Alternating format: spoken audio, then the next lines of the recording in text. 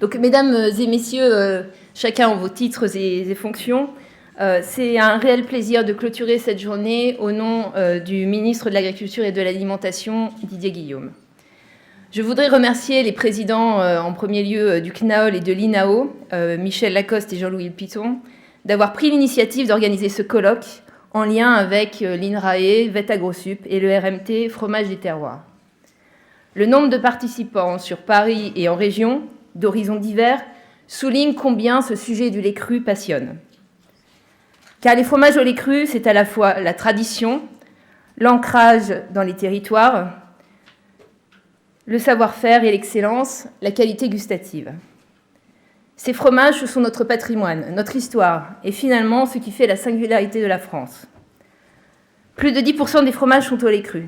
Une majorité sont AOP et IGP, signe de qualité et d'exigence. 3 Français sur 4 en consomment au moins une fois par semaine. J'ose espérer ici, 100% des participants en consomment au moins une fois par semaine. Ou chaque jour. Qui n'a pas l'eau à la bouche quand on parle de Coulommiers, de Brie de Meaux ou encore de Beaufort, pour ne citer que. Alors certes, malheureusement pourrait-on dire, ces fromages ne sont pas sans risque pour les tout jeunes enfants. L'ANSES est formelle. Les enfants de moins de 5 ans ne doivent pas consommer de fromage au lait cru. Et il est évident pour le ministère comme pour la filière que la santé publique n'est pas négociable.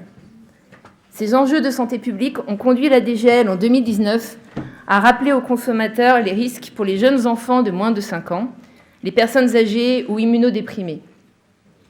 En complément, la filière s'est mobilisée de l'amont à l'aval pour renforcer la surveillance et les mesures de prévention, pour assurer une information lisible du consommateur par un étiquetage harmonisé pour tous les fromages au lait cru. Ce sujet aurait pu être traité dans la confrontation, mais je tiens, au nom du ministre, à remercier sincèrement les interprofessions qui ont fait preuve de responsabilité. Car loin de considérer cette évolution comme une fatalité, la filière a montré qu'elle savait prendre les devants et s'organiser en mobilisant à la fois les dernières connaissances scientifiques et les retours et expériences de terrain. Alors ce colloque rassemblant des chercheurs et scientifiques de différents horizons vient aujourd'hui utilement alimenter le débat. Le ministre le rappelle souvent, dans un contexte où les sujets sanitaires d'alimentation sont parfois clivants, c'est la science et la rationalité qui doivent nous guider.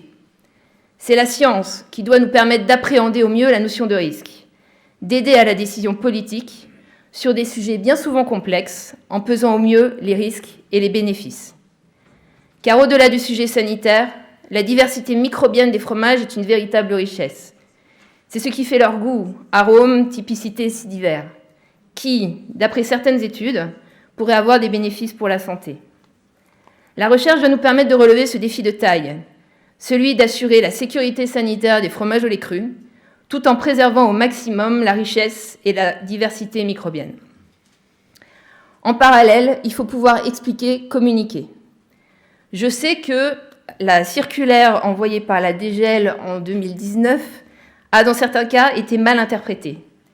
Des fromages au lait cru auraient été retirés, j'ai entendu dire, dans des collèges et des lycées. Ces retraits sont totalement injustifiés et même contre-productifs.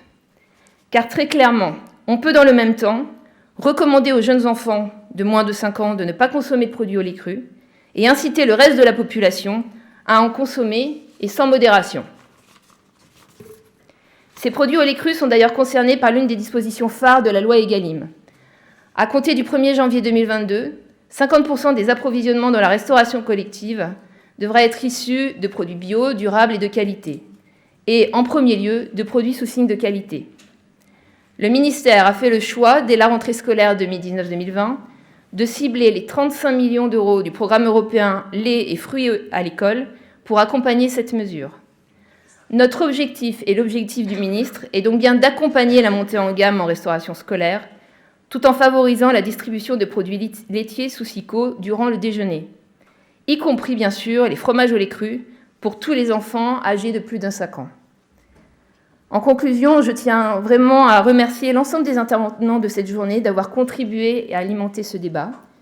J'espère qu'à la suite de cette journée, chacun des participants sera un ambassadeur des fromages au lait cru dans les territoires, en rappelant certes certains risques sanitaires, mais également rappelant pour la très grande majorité les bénéfices nutritionnels, économiques, sociaux, environnementaux, nutritionnels de ces produits et de ces productions. Je vous remercie au nom du ministre.